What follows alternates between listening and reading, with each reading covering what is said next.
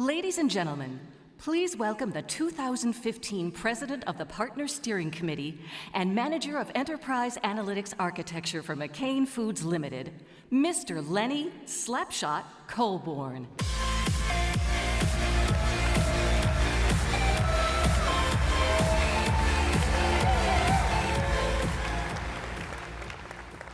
Good morning, Teradata partners. Wow, what a crowd. And welcome to the virtual conference participants wherever you are in the world. And stay connected with all the partners attendees by downloading the mobile app. You can download it from the Teradata Partners website, the Apple Store, or Google Play. It is chock full of schedules, information, and lots of ways to break big this year at the Partners event. We are really in for a treat over the next few days, jam-packed with what else? Data. Speaking of data, which will be quite a lot, I was monitoring my own data backstage as I got ready to come out here. How many of you have one of these? You know, it monitors your sleep, how many steps you walk each day, and so on. I'm one of those early fanatic adopters and a real data geek. In fact, this is my third generation Fitbit. So I had about 7 hours of sleep last night, not too bad. Taking about 2,000 steps this morning. Hey, give me a break, it's very early. And my heart rate has gone through the roof since I've walked out on this stage. Applying some predictive analytics, I'm going to say that that trend is likely to continue. I've never done this before as the president of the conference, but I could not figure a way to get out of it. So here I am, only for you and Teradata. I have three big topics this morning: hockey, potatoes, and data. I know it sounds odd, but bear with me. I'm from Canada, originally St. Stephen. So like all young Canadian boys, I played hockey. A lot of hockey. We all did. I wasn't great at it until I reached high school, but then I started to put forth effort, and guess what? I got better and better. Amazing how that happens. Later, when I had children of my own, I introduced them to hockey and became a coach. I'm now the president of minor hockey and involved in the administrative side. Having all those different vantage points, I've learned a lot through hockey, as I'm sure many of you have through your own journeys. But the one lesson I think speaks directly to our work today comes directly from the great one. As a Canadian, I'm obliged to always work Gretzky into the conversation. Anyways, here's the big lesson. Skate to where the puck is going to be, not where it has been. For those of you who know hockey and Wayne Gretzky, he had a supernatural ability to see where the puck was going to be. Can we mere mortals always predict where the puck is going to be? Probably not. But we can always be looking to where it's headed, using the predictive analysis that I mentioned earlier. Yes.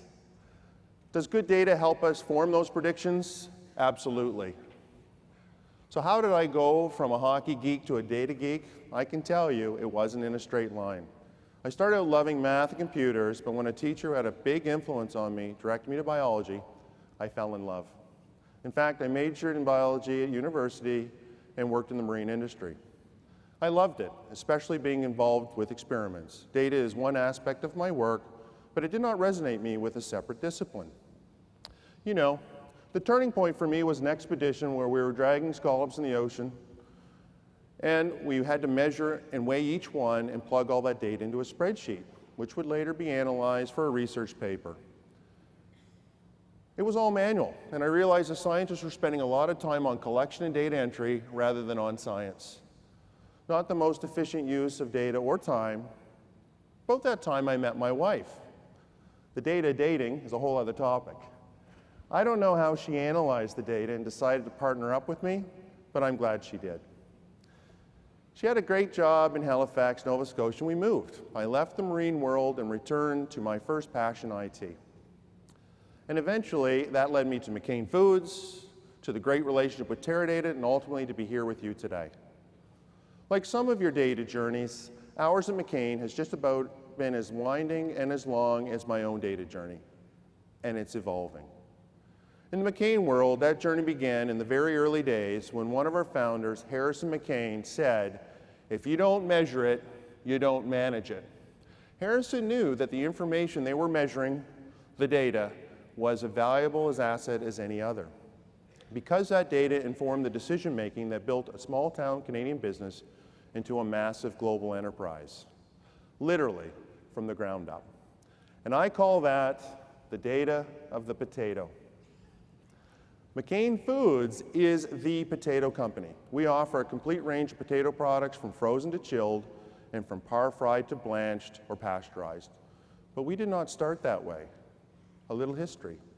McCain Foods Limited was founded by the McCain brothers, Harrison and Wallace, in Florenceville, New Brunswick, nearly 60 years ago today. Their roots, if you will, in the potato business were planted by their great-grandfather, a farmer who cleared his own land and started growing potatoes. Every generation was involved in the potato business, including their father, A.D. McCain, who built a business as an exporter of potatoes to the Caribbean and Latin America. Harrison and Wallace wanted to start their own business as well and tossed around several ideas, including opening a Coca-Cola distributorship before their older brother Bob suggested they go into frozen foods. Harrison and Wallace entered a new industry just as the technology that made that industry possible was being developed. There was very little data to inform their work and much learning to be done. They built their factory on a former cow pasture, fertile ground, you might say, and opened the doors in 1957. In those early days, Wallace and Harrison had to learn the basics of manufacturing process, the evolving technologies of frozen foods, and the data of the potato. That is, which potato variety had the ability to be grown in New Brunswick, the size it needed to be produced, the long golden fries desired by the consumer, and the solids, moisture, and sugar content that would produce the world's greatest fries. Their timing could not have been better. Just as the frozen food technology was evolving, so too was the mobility of the consumer. During the 1950s, car ownership skyrocketed. And to cater to hungry drivers, the restaurant industry built drive-in and other quick service restaurants, offering food that could be eaten without utensils. French fries were the perfect food then, as they are now. McDonald's and KFC were among the first quick service restaurants, and McCain became one of their most important suppliers. Those relationships continue today. In addition to the evolving automobile era, more and more homes were becoming equipped with modern refrigerators and freezers. TV dinners and frozen orange juice became household staples. To take advantage of this perfect storm, the McCain brothers had to perfect their offering. The potatoes grown traditionally in the St. John River Valley were round table potatoes. They were tasty, but far from ideal for French fry processing because of their round shape and lower solid content, which yielded short, moist, limpy French fries. The stony soil of New Brunswick is likewise not ideal for growing potatoes because the stones can damage the potatoes during harvesting. You didn't know so much went into producing perfect French fries, did you? Well, neither did the McCain brothers. When they attempted to use the locally available potatoes, they produced a greasy black French fry, not the beautiful golden fries that consumers desired. The McCains knew they had to innovate to grow their competitive advantage and saw data being generated by agricultural experts. A plant biologist and specialist in potato variety breeding developed a new variety of potato called the Shepherdie. Thanks to McCain, the Shepherdie is now one of the most grown varieties in North America and around the world. Before the Shepherdie was developed, McCain was well diversified with other vegetables, including their largest product at the time, frozen peas. In the long run, the struggle to obtain the right kind of potatoes and grow them in less than ideal environment benefited McCain by forcing them to acquire expertise in agronomy. When the company eventually expanded to other countries, it had the research background needed to be successful wherever it went. Once again, the data of the potato proved to be a valuable business asset. Today, 1 out of 3 frozen French fries sold worldwide is a McCain fry. That translates into 100 million servings of McCain French fries each and every day.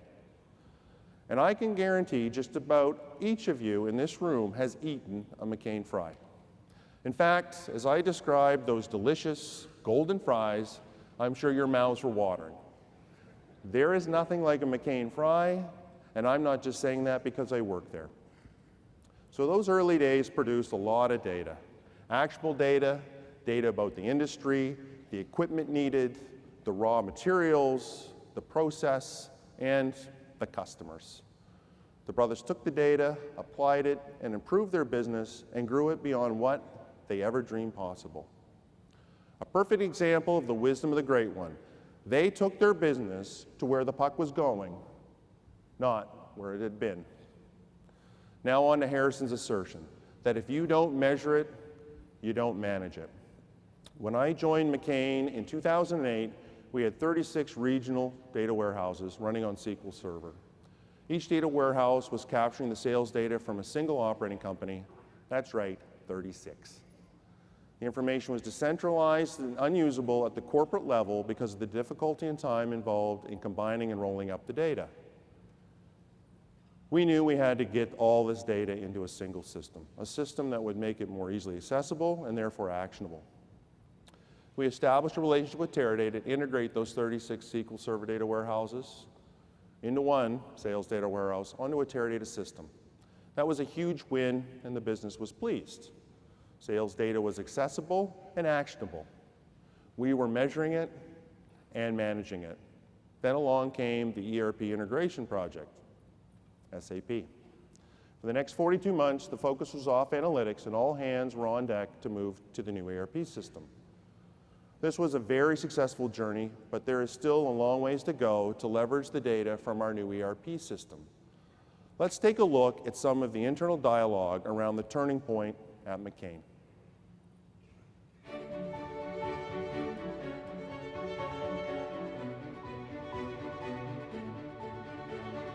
Our use of information has certainly evolved to a point where it's now, it's now business critical that our businesses have access to it. At McCain, the biggest change is obviously we moved from an environment, a decentralized environment, where we had 37 some odd instances of ERP.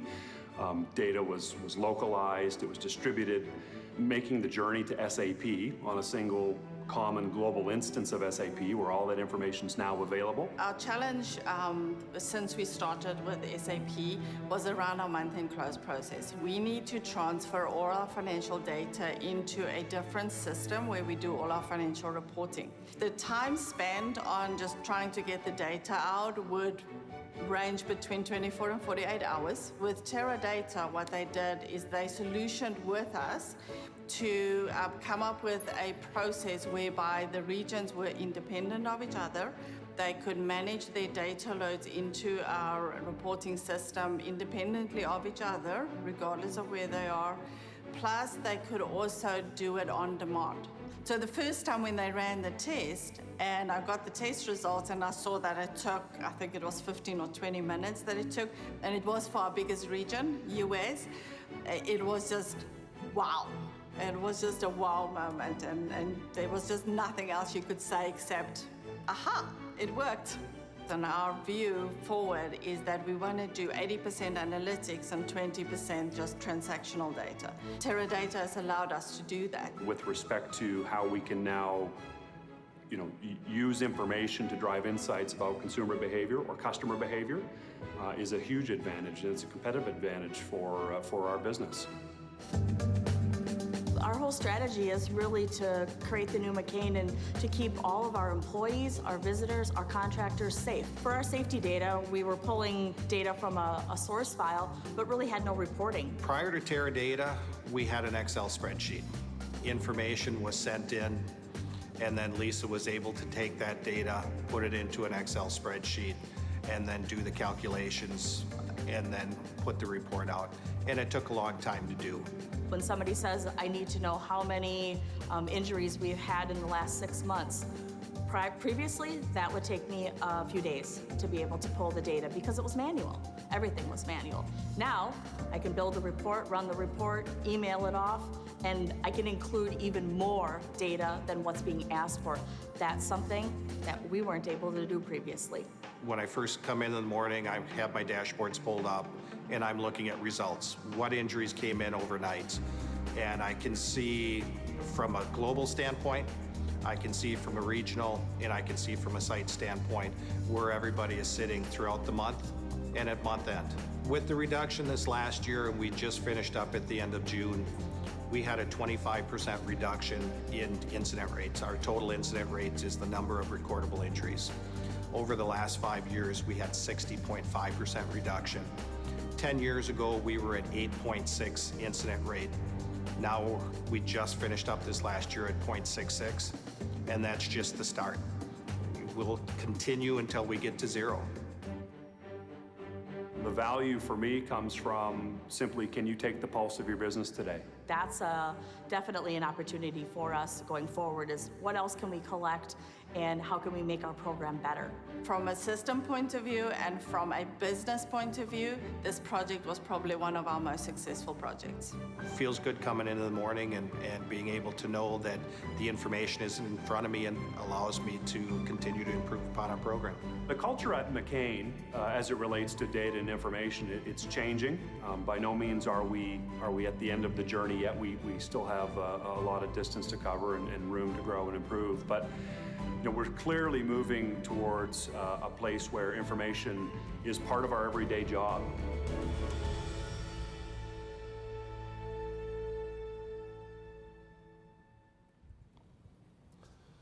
Now it is mission critical, if we're going to continue to move McCain forward, to make the SAP data actionable.